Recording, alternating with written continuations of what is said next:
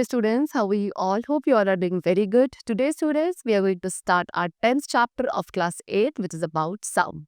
Okay, let's start the chapter. See, students, different objects produce different kinds of sound. As we all know, different objects हमारे surroundings में होते हैं जो कि different types के sounds को produce करते हैं. कुछ sounds काफ़ी present होती हैं, कुछ काफ़ी unpresent होती हैं. हर एक type of sound का एक characteristic होता है कि वो किस ऑब्जेक्ट से प्रोड्यूस हो रही है ना? साउंड हमको एक दूसरे के साथ कम्युनिकेट करने में भी हेल्प करती है. सपोज अगर वर्ल्ड में साउंड नहीं होती तो कैसा वर्ल्ड होता? ये इमेजिनेशन के थ्रू आप क्या इंपॉर्टेंस जो है साउंड की उसको डिटरमाइन कर सकते हैं. एंड इस चैप्टर में हम क्या सीखेंगे कि कैसे साउंड को प्रोड्यूस किया जाता है एंड बहुत सारे बाकी फैक्टर्स को भी हम डिस्कस करेंगे रिगार्डिंग साउंड. ओके, चल. So first of all there are some activities which they have given you. Number 1, आपको क्या करा, आपने एक ब्लेड या एक प्लास्टिक रूलर लिया. अब आपने उस ब्लेड के एक एंड को किसी कार्डबोर्ड में इंसर्ट करा. ठीक है. If you are taking a ruler, अगर आप रूलर ले रहे हो तो आपको क्या करना है, उसके एक एंड को ब्रेक करना है एंड देन उसको आपको टेबल के एज पे पेस्ट करना है. फिर आपको क्या करना है, ब्लेड की जो ओपन साइड है उसको बेंड करना है एंड उसको रिलीज करना है. सो क्या होगा है, ब्लेड जो है वो वाइब्रेट करेगी एंड वाइब्रेट करने पे ब्लेड वहां पे एक साउंड प्रोड्यूस करेगी. इसी तरीके से एक और एक्टिविटी गिवन है. आपने एक बार क्या लिया, इस बार एक रबर बैंड लिया और उसको एक नेल के किसी एक एंड के साथ टाई कर दिया. ठीक है. फिर जो दूसरा एंड है उसको आप अपने फिंगर्स के थ्रू पुल कर रहे हो, है ना? आपके जो फ्री हैंड के फिंगर के साथ आपने क्या करा, रबर बैंड को प्लग कर दिया एंड अब आप देखो कि रबर बैंड जो है वो वाइब्रेट करना स्टार्ट कर रहा है. जैसे जैसे वाइब्रेट करेगा एक साउंड जो है वहाँ पे प्रोड्यूस होगी. ओके. एंड जैसे ही वो वाइब्रेट करना स्टॉप करेगा, ये क्या होगा, वहाँ पे जो साउंड भी है वो भी प्रोड्यूस होना बंद हो जाएगी. दैट मीन्स व्हाट, कि यहाँ पे ये प्रूव हो रहा है कि साउंड जो है वो किसी भी ऑब्जेक्ट में जो वाइब्रेशंस प्रोड्यूस होती है उसके थ्रू साउंड वहाँ पे फॉर्म होती है. सो हम इन एक्टिविटी से क्या कंक्लूड करते हैं, कि जो मेन सोर्स ऑफ साउंड है वो हमेशा क्या है, उस बॉडी के थ्रू जो वाइब्रेशंस बन रही हैं वो ही मेन सोर्स ऑफ साउंड होता है. ठीक है. Now various types of sound. तो साउंड जनरली दो टाइप्स की होती है. Number 1 musical sound and the other is noise. So musical sounds क्या है, वो साउंड्स जो एक प्लेजेंट इफेक्ट है ना, ऐसी साउंड जो हमारे ईयर्स पर जब हम सुनते हैं प्रेजेंट इफेक्ट प्रोड्यूस करती हैं उसको म्यूजिकल साउंड कहते हैं. एग्जांपल, कोई भी म्यूजिकल इंस्ट्रूमेंट के थ्रू या जो सॉन्ग्स के साउंड है वो सारी म्यूजिकल साउंड है. Next is noise. एक ऐसी साउंड जो हमारे ईयर्स के लिए काफी अनप्रेजेंट इफेक्ट प्रोड्यूस करती है, that is called noise. Example, ऐसी साउंड जो कि मशीन, मोटर या शाउटिंग वगैरह के थ्रू प्रोड्यूस होती है, they all are considered as noise. Next, we come to audible and inaudible sound. So, as we have studied earlier that the vibrations are the source of sound to produce any sound. Okay, it is necessary to have a vibrating body. So, हमने क्या discuss करा था, ये जो main source of sound है वो क्या होता है, वाइब्रेशंस जो एक ऑब्जेक्ट के थ्रू प्रोड्यूस होती है. दैट मीन्स हमारे पास अगर एक साउंड को हम सुनना चाहते हैं तो एक वाइब्रेटिंग बॉडी होना जरूरी होता है. ठीक है. अब एक ऑब्जेक्ट कितनी नंबर ऑफ वाइब्रेशंस को प्रोड्यूस करता है पर second, that is called frequency of the waves. And किसी भी फ्रीक्वेंसी, वेव्स की फ्रीक्वेंसी को मेजर करने की जो यूनिट होती है दैट इज हर्ट्ज. ओके, चलो. सो ऐसी साउंड्स जिनकी फ्रीक्वेंसी 20 हर्ट्ज से कम होती है वो ह्यूमन ईयर्स उसको क्या सुन नहीं सकते, है ना? एंड सिमिलरली वो साउंड जिनकी फ्रीक्वेंसी मोर देन 20,000 हर्ट्ज की होती है, they are also not heard by the human ear. ठीक है. एंड इन सभी साउंड्स को हम क्या कहते हैं, inaudible sound. So basically all दो साउंड्स जिनकी जो फ्रीक्वेंसी है वो 20 हर्ट्ज से लेस या 20,000 हर्ट्ज से ज्यादा की होगी, they are not audible to human ear and such type of sounds are called inaudible sounds. Okay. Now next, अब ऐसी साउंड जिनकी फ्रीक्वेंसी 20 से 20,000 हर्ट्ज के बीच की होती है, ये ह्यूमन ईयर इनको सुन सकते हैं एंड इन सभी को ऑडिबल साउंड्स या आप इन्हें अल्ट्रासोनिक साउंड्स कहते हैं. ठीक है. Sorry, only audible sound, not ultrasonic sound, discarded. Ultrasonic sound वो साउंड्स होते हैं जो कि 20,000 हर्ट्ज से ऊपर की होती हैं. ओके, मोर देन 20,000 हर्ट्ज वाली जो साउंड वेव्स होती हैं वो अल्ट्रासोनिक साउंड होती हैं. एंड अल्ट्रासोनिक साउंड्स काफ़ी यूजफुल होती हैं हमारे मेडिकल फील्ड साइंस में. ठीक है. इसके थ्रू हम क्या, जो हमारे बॉडी के इंटरनल पार्ट्स है उनकी इमेजेस को बना सकते हैं एंड जो मदर यूट्रस के अंदर फीटस है उसको स्टडी कर सकते हैं. Sounds, earthquakes, simple pendulum, volcanoes या जो बाकी एनिमल्स है लाइक वेल्स वगैरह, इनके थ्रू जो साउंड्स प्रोड्यूस होती है that is ultrasonic sound. Now how does sound travel, sound कैसे ट्रैवल करती है? सो हमने देखा कि मेन सोर्स ऑफ साउंड जो था that was vibrations. That means what, कि जब एक बॉडी क्या वाइब्रेशंस प्रोड्यूस करेगी तो वहाँ पे जो एयर के में जो मॉलिक्यूल्स है वो भी वाइब्रेट करेंगे, एंड एक मॉलिक्यूल क्या करता है दूसरे मॉलिक्यूल को वाइब्रेट करता है सेम फ्रीक्वेंसी के साथ। इस तरीके से जो वाइब्रेशंस हैं वो ट्रांसफर होती हैं all around the vibrating object. Okay, it is similar to the activity in which we show the vibrating prongs made what ripples in the water. And ये वाइब्रेशंस जो है ये क्या होते हैं, कुछ टाइम बाद डाई हो जाती हैं, एंड जो डिस्प्लेसमेंट होता है बॉडी का अपने मीन पोजीशन से वो होता है एम्पलीट्यूड ऑफ द बॉडी, है ना। And amplitude of the body अगर ग्रेटर है दैट मीन्स वो और ज्यादा डिस्टेंस ट्रैवल कर सकती है। दैट मीन्स लाउडर साउंड्स जो है वो ग्रेटर डिस्टेंस तक इजिली ट्रैवल कर सकती हैं। Now why does sound differ from one another, अब कोई भी एक साउंड दूसरे साउंड से कैसे डिफर करती है? जैसे कि वो साउंड जो एक ड्रम प्रोड्यूस करता है वो तबला के थ्रू प्रोड्यूस होने वाली साउंड से डिफरेंट होती है, राइट। सिमिलरली साउंड जो एक वॉयलिन से प्रोड्यूस होगी वो उस साउंड से डिफरेंट होगी जो कि सितार या गिटार के थ्रू प्रोड्यूस हो रही है। एक गर्ल की वॉइस डिफरेंट होती है बॉय की वॉइस से, है ना। हर एक बॉय या गर्ल की वॉइस जो है वो भी किसी दूसरे बॉय या गर्ल के वॉइस से बिल्कुल डिफरेंट होती है। अब ऐसा क्यों होता है? ये जो डिफरेंसेस हैं वो डिफरेंसेस होते हैं उनकी लाउडनेस, पिच और उनकी फ्रीक्वेंसी में जो डिफरेंसेस होते हैं उनकी वजह से।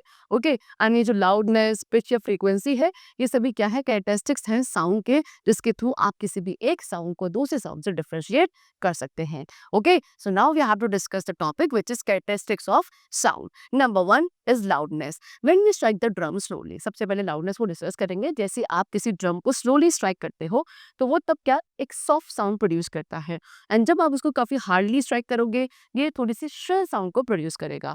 अब ऐसा क्यों? बिकॉज जो ड्रम की स्किन है वो वाइब्रेट करती है लेस एम्पलीट्यूड के साथ एंड एक slow and soft sound produce करेगी। लेकिन जब हम इसको थोड़ा हार्डली स्ट्राइक करते हैं ये काफी ग्रेट एम्पलीट्यूड के साथ वाइब्रेट होती है, जिसकी वजह से काफी loud and shrill sound produce होती है। लाउडनेस जो है वो वाइब्रेटिंग बॉडी के एरिया के ऊपर भी डिपेंडेंट है। जैसे कि एक लार्ज ड्रम जो है वो काफी लाउडर साउंड प्रोड्यूस करेगा as compare to a small drum. जो लाउडनेस है वो इंक्रीजिंग एरिया की वजह से भी क्या इंक्रीज हो जाती है, एंड अगर डिस्टेंस को हम डिक्रीज कर देंगे तो लाउडनेस भी डिक्रीज हो जाती है। ओके, चलो next topic is pitch. Different sounds with same loudness are also different from one another. अब डिफरेंट साउंड्स जिनकी जो लाउडनेस है वो भी सेम है लेकिन फिर भी वो एक दूसरे से डिफरेंट होती हैं। सो जैसे कि ड्रम की जो साउंड है वो काफी श्रिल होती है as compare to the sound of the tabla. Why? Because of the difference in the frequency of their vibration. की वाइब्रेशन की जो फ्रीक्वेंसी है उनके बीच में क्योंकि डिफरेंस होता है इसीलिए ड्रम की साउंड काफी श्रिल होती है as compare to the sound of the tabla. जितनी ज्यादा किसी वाइब्रेटिंग ऑब्जेक्ट की फ्रीक्वेंसी होगी उतनी ज्यादा श्रिल साउंड उस ऑब्जेक्ट के थ्रू प्रोड्यूस होगी। ओके, एक साउंडनेस की श्रिलनेस को ही क्या कहा जाता है, उसकी पिच कहा जाता है। जैसे कि एक सितार के जो थिन वायर्स होते हैं वो एक ऐसी साउंड को प्रोड्यूस करते हैं जो काफी हाई पिच की होती है, बिकॉज इनके थ्रू जो वाइब्रेशंस प्रोड्यूस होते हैं वो भी काफी हाई फ्रीक्वेंसी की होती है। ओके, चलो now next is sound quality और टिम्बर। ठीक है, अब आप कोई भी दो साउंड या दो वॉइसेस के बीच में डिफरेंशिएट कर सकते हो जो कि सेम लाउडनेस है सेम पिच के हैं। एग्जाम्पल, आप किसी एक पर्सन को उसकी वॉइस से डिटरमाइन कर सकते हैं from the group of people, है ना। ज्यादातर जो मोस्टली वाइब्रेटिंग ऑब्जेक्ट्स होते हैं वो क्या डिफरेंट फ्रीक्वेंसीज की साउंड को प्रोड्यूस करते हैं साइमल्टेनियसली। एग्जाम्पल, म्यूजिकल इंस्ट्रूमेंट जो है बेसिक साउंड फ्रीक्वेंसीज को प्रोड्यूस करते हैं जिन्हें हम fundamental along with other frequency इनको हारमोनीज कहा जाता है। हारमोनीज जो है उसके थ्रू क्या गिटार पे जो नोट्स प्ले किए जाते हैं वो डिफरेंट आपको सुनाई देते हैं from those notes which are played on a sitar. ठीक है, now next is sound needs medium to travel. अब साउंड को क्या ट्रैवल करने के लिए एक मीडियम की रिक्वायरमेंट होती है। See for that we are having the activities. आपने एक ग्लास बेल जार लिया और उसके अंदर एक इलेक्ट्रिक बेल को रख दिया। उसके बाद आपने उस इलेक्ट्रिक बेल को एक बैटरी के साथ कनेक्ट किया, सर्किट को कंप्लीट किया, और अब आप क्या सुन सकते हो उस बेल को रिंगिंग जो वो प्रोड्यूस होगी वो साउंड आप सुन पाओगे। लेकिन आपने उस जार के अंदर वैक्यूम क्रिएट कर दिया एक वैक्यूम पंप के थ्रू, है ना, एंड फिर उसके बाद दोबारा से सर्किट को कंप्लीट करा बेल के, एंड आफ्टर दैट आप क्या सुनोगे कि इस बेल की बहुत ही फीबल साउंड आपको सुनाई देगी, एंड धीरे धीरे आपको वो बेल की जो साउंड है वो क्या सुनाई देना बंद हो जाएगी। Though the hammer of the cell is bell is striking. Hammer जो है बेल को वो भी स्ट्राइक हो रहा है लेकिन आपको धीरे धीरे क्या है उसकी साउंड जो है वो सुनना बंद हो जाएगी, है ना। एंड अगर आप दोबारा से उस जार के अंदर एयर को अलाउ करते हो आप दोबारा से अब उस साउंड को सुन सकते हो। ये क्या प्रूव करता है कि साउंड जो है वो किसी मटेरियल मीडियम के बिना ट्रैवल नहीं कर सकती, चाहे वो सॉलिड हो, चाहे लिक्विड हो, गैस हो, कुछ ना कुछ मीडियम की रिक्वायरमेंट ज़रूर होती है साउंड को to propagate to travel. Okay, now next activity, आपने एक लॉन्ग कॉटन थ्रेड लेना है एंड उसके दोनों ही एंड्स को आपको अटैच करना है दो प्लास्टिक ग्लासेस के साथ, दो एम्प्टी टिन कैन के साथ विदाउट लिड, दो एम्प्टी खाली टिन के कैन ले सकते हो, उसमें लिड नहीं होना है। एंड उन दो को आप क्या एक पीस लॉन्ग कॉटन थ्रेड के साथ उसके दो एंड्स इस तरीके से अटैच कर देंगे। आपको क्या करना है, होल्स में ग्लासेस करने हैं, जो कैन जो भी आप ले रहे हो उसमें आपको होल बनाना है, क्या एक ड्रॉइंग पिन के थ्रू, एंड थ्रेड को उसके थ्रू पास करना है उन होल्स के थ्रू, एंड फिर हर एक एंड के थ्रेड पे एक नॉट बांध देनी है, सो दैट क्या ना हो वो जो है उस होल से बाहर वापस ना निकले। अब आप अपने फ्रेंड को क्या कहेंगे कि एक कैन को होल्ड करने के लिए कहेंगे अपने ईयर के पास, एंड उससे थोड़ा सा दूर आपको खड़ा होना है। आपको उस दूसरे कैन या दूसरे ग्लास से क्या बोलना है उसमें, है ना, from you do in the mouth piece of the phone and your friend will be able to listen that. ठीक है, इस तरीके से, यानी कि एक फ्रेंड तो उसको अपने कान की तरफ फोल्ड करेगा, एंड जो आप हो आप उसको थोड़ा डिस्टेंस पर ले जाके उसको अपने माउथ की तरफ फोल्ड करोगे और उससे बोलना शुरू करोगे। तो आप क्या ऑब्जर्व करोगे कि जो आपका फ्रेंड जो दूसरे एंड पे खड़ा है ना, वो आपको साउंड को उसके थ्रू सुन सकता है। दैट मीन्स व्हाट, जहाँ पे जो साउंड है वो किसके थ्रू, थ्रेड के थ्रू ट्रैवल कर रही है, एंड जो दूसरा आपके फ्रेंड उस तक वो उसके ईयर्स तक वो साउंड रीच करे, बिकॉज साउंड क्या सॉलिड्स के थ्रू भी ट्रैवल कर सकता है। बेसिकली साउंड को इस मीडियम चाहिए ट्रैवल करने के लिए। Next is noise. नॉइस क्या है, एक अनप्रेजेंट साउंड। जैसे कि हमने पहले भी पढ़ा, साउंड जो कि हमारे ईयर्स के लिए अनप्रेजेंट होती है उसको नॉइस कहते हैं। नॉइस एक नॉन पीरियोडिक वाइब्रेशंस के थ्रू प्रोड्यूस होती है, एंड नॉइस की जो वेव फॉर्म्स होती है वो काफी इरेगुलर होती है। ठीक है, देखो म्यूजिकल नोट है, म्यूजिकल नोट की वेव्स इस तरीके से स्मूथ होती है, लेकिन एक नॉइस की जो वेव्स है वो काफी इरेगुलर होती है, will see like this. Okay, चलो, ऐसी साउंड जो है वो machine, moving vehicle, shouting people या लाउड म्यूजिक के थ्रू प्रोड्यूस होती हैं। Next topic is noise pollution. Noise pollution क्या है, नॉइज पोल्यूशन वो डिस्टर्बेंस है जो कि unpleasant, unwanted, harsh and high pitch loud sounds की वजह से हमारे सराउंडिंग्स में प्रोड्यूस होता है। बहुत सारे ऐसे सोर्सेस है नॉइज पोल्यूशन के हमारे एनवायरनमेंट में जो कि हम डिस्कस करेंगे। Number one, noise created by machine. Factories and industrial units में काफ़ी हैवी मशीन्स हैं जिनको हम वेरियस फंक्शंस एंड प्रोसेसेस के लिए यूज़ करते हैं। ये सभी मशीन्स क्या है, काफ़ी नॉइज क्रिएट करती हैं, एंड जो साउंड्स हैं ये इतनी लाउड होते हैं कि दो पर्सन जो आपस में क्या उस किसी मशीन के पास क्लोज खड़े हैं लेकिन वो एक दूसरे से क्या बात नहीं कर सकते, बिकॉज वो मशीन्स की साउंड इतनी लाउड होती है कि उन्हें आमने सामने खड़े होकर भी एक दूसरे की बात सुनाई नहीं पड़ेगी। Next is noise created by vehicles. Vehicles के थ्रू जो नॉइज क्रिएट होता है वो भी नॉइज पोल्यूशन कहलाता है ना। तो एक और सोर्स है नॉइज पोल्यूशन का हमारी सराउंडिंग में, वो है the vehicles running on the roads. वो उस पर जब व्हीकल्स रन कर रहे हैं, स्पेशली जो हैवी व्हीकल्स है like truck, wagon, buses, tank etcetera. Pressure horn जो व्हीकल्स यूज करते हैं ये भी काफी नॉइज पोल्यूशन क्रिएट करते हैं। मूविंग ट्रेन एंड हॉर्न्स जो इंजन्स के थ्रू प्रोड्यूस होते हैं ये भी काफी अनप्रेजेंट साउंड को प्रोड्यूस करते हैं। Next is domestic noise. काफी अनप्रेजेंट साउंड जो है वो हमारे घर से भी प्रोड्यूस होती है कुछ मशीन्स के थ्रू जो हम अपने डिफरेंट वर्क के लिए यूज करते हैं, like mixer grinder, washing machine, music system, TV etcetera. Neighbourhood noise भी होती है ना, कुछ सोर्स है अनवांटेड और अनप्रेजेंट साउंड्स के जो कि हमारे सराउंडिंग्स में भी प्रेजेंट है, जैसे कि जो लाउड स्पीकर्स हम कैंपेनिंग के लिए मैरिजेस में या कोई भी रिलीजियस फंक्शन में यूज करते हैं। Barking dogs, honking vehicles, exploding crackers, constructions of building and roads etcetera. So these were all the causes of noise pollution. And now the topic is harmful effects of noise pollution. Noise pollution के क्या क्या harmful effects है। सो एक ऐसी sound जो 90 decibel या उससे ऊपर की होती है वो नॉइज पोल्यूशन कॉज करती है, एंड नॉइज पोल्यूशन के काफी अनडिजायरेबल एंड हार्मफुल इफेक्ट्स हमारी हेल्थ एंड एनवायरनमेंट पर होते हैं। कुछ हार्मफुल इफेक्ट्स जो है नॉइज पोल्यूशन के वो डिस्कस किए गए हैं। नंबर वन, नॉइज पोल्यूशन हमारी नर्वस टेंशन को इंक्रीज कर सकता है, इसकी वजह से और प्रॉब्लम्स होती हैं like irritation, high blood pressure and anxiety. Okay, चलो, इसके अलावा लैक ऑफ कॉन्सेंट्रेशन हो जाता है, स्लीप जो है डिस्टर्ब होने लगते हैं नॉइज पोल्यूशन की वजह से, जिससे मेंटल टेंशन हो सकती है। कभी कभी हार्श एंड लाउड नॉइसेस जो है वो क्या पार्शियल या परमानेंट हियरिंग लॉस भी हमारा कर सकते हैं। उसके अलावा और भी कुछ ऐसी प्रॉब्लम्स है जो कि नॉइज पोल्यूशन की वजह से होती है, जैसे कि नॉइज पोल्यूशन की वजह से जो स्टूडेंट्स हैं उनके लिए प्रॉब्लम होती है, काफ़ी डिफिकल्ट हो जाता है ऐसे एनवायरनमेंट में स्टूडेंट्स के लिए स्टडी करना। Okay, and oil and ailing people, sorry old and ailing people, ऐसे लोग जो बूढ़े हैं, बीमार हैं, उनको काफ़ी प्रॉब्लम्स होती हैं ड्यू टू नॉइज पोल्यूशन। जी, यहाँ पे एक अप्रॉक्सिमेट साउंड लेवल आपको गिवन है, यानी कि विस्परिंग की जो साउंड लेवल है वो 25 डेसिबल का होता है। कॉन्वर्सेशन हम 65 डेसिबल तक का करते हैं। लाइट व्हीकल्स की साउंड 70 व्हीकल्स की होती है। हैवी व्हीकल्स की 105, लाउड म्यूजिक की 110 एंड जेट एरोप्लेन की 130 अबव डेसिबल तक की साउंड हो सकती है। Now what can we do to control noise pollution? Noise pollution को कंट्रोल करने के लिए हम क्या स्टेप्स ले सकते हैं? जैसे कि हमने देखा, नॉइस पोल्यूशन काफ़ी डेंजरस प्रॉब्लम्स हमारे लिए कर सकता है, इसीलिए काफ़ी इंपॉर्टेंट है नॉइस पोल्यूशन को कंट्रोल करना। तो कुछ मेजर्स आपको गिवन हैं जो हम अपने एनवायरनमेंट में नॉइस पोल्यूशन को कंट्रोल करने के लिए कर सकते हैं।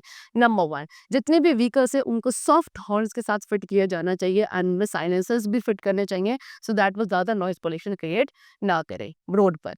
नेक्स्ट, मशीन्स को इस तरीके से डिज़ाइन किया जाना चाहिए कि वो लेस नॉइज़ को क्रिएट करे। उसके साथ कुछ फ्रीक्वेंट ल्यूब्रिकेशंस भी जो है मशीन्स का वो लगातार बेसिस पे आप करते रहे, सो दैट वो मशीन के पार्ट्स जो नॉइज़ प्रोड्यूस करते हैं वो थोड़ा कम प्रोड्यूस करेंगे। उसके बाद फैक्ट्रीज एंड इंडस्ट्रियल यूनिट्स को रेजिडेंशियल एरिया के आसपास वर्क नहीं करना चाहिए, ठीक है। लाउड स्पीकर्स का जो यूज़ है religious places and religious functions में वो बैन हो जाना चाहिए। अगर वो यूज़ कर रहे हैं तो एक लिमिटेड एरिया तक ही उनका यूज़ करना चाहिए, सो दैट जो नॉइस है वो ज़्यादा स्प्रेड ना हो। नेक्स्ट, स्ट्रिक्ट लीगल एक्शन लेने चाहिए ऐसे लोगों के अगेंस्ट जो उन लॉज को वॉयलेट करते हैं जो कि नॉइस पोल्यूशन को चेक करने के लिए बनाए गए हैं। ज़्यादा से ज़्यादा ट्रीज हमें प्लांट करना चाहिए रोड साइड पे, सो दैट वो क्या करते हैं, ट्रीज से नॉइस को एब्जॉर्ब करने में हेल्पफुल होते हैं। Okay, people should be made aware about the ill effects of the noise pollution. लोगों को हमें नॉइस पोल्यूशन के जो इल इफेक्ट्स हैं उनके बारे में अवेयर करना चाहिए, सो दैट वो नॉइस पोल्यूशन को अपने अपने इंडिविजुअल लेवल पे क्या रिड्यूस करने में हेल्प करें। Okay, next is musical instrument. वो साउंड्स जो म्यूजिकल इंस्ट्रूमेंट से प्रोड्यूस होती हैं वो क्या डिफरेंट काइंड्स की वाइब्रेशंस को यूज करती हैं, है ना। म्यूजिकल इंस्ट्रूमेंट हमारे 4 टाइप्स के होते हैं, that is string instrument, wind instruments, percussion instruments and read instruments. Okay, सबसे पहले स्ट्रिंग्ड इंस्ट्रूमेंट्स के बारे में डिस्कस करते हैं। सो इन इंस्ट्रूमेंट्स की जो साउंड होती है वो किसके थ्रू प्रोड्यूस होती है, मेटल वायर्स के जो वाइब्रेशंस है उनके थ्रू। ओके, स्ट्रिंग इंस्ट्रूमेंट्स आपके वायलिन, गिटार, सितार, वीणा ये सब होते हैं। Next is wind instrument. Wind instruments जो है वो वाइब्रेटिंग एयर कॉलम का यूज करते हैं। जैसे हम एयर ब्लो करेंगे तो इनके अंदर जो एयर प्रेजेंट है वो वाइब्रेट करती है साउंड प्रोड्यूस करने के लिए। ओके, लाइक फ्लूइड, शहनाई, ये सारे विंड इंस्ट्रूमेंट्स होते हैं। Next is percussion instruments. In instruments में जो लेदर की मेम्ब्रेन है वो वाइब्रेशंस प्रोड्यूस करती है एंड तब साउंड प्रोड्यूस होती है। वाइब्रेशंस को कैसे प्रोड्यूस किया जाता है, इनकी जो मेम्ब्रेन है उनको बीट किया जाता है विद हैंड और with the stick. Example drum, tabla, dholak etcetera. Next and the last is reed instrument. ये इंस्ट्रूमेंट्स के अंदर मेटालिक रीड्स होते हैं एंड जैसे ही आप इनके थ्रू क्या एयर को ब्लो करते हो तब ये साउंड प्रोड्यूस करते हैं। Example harmonium, mouth organ, piano, they all are reed instruments.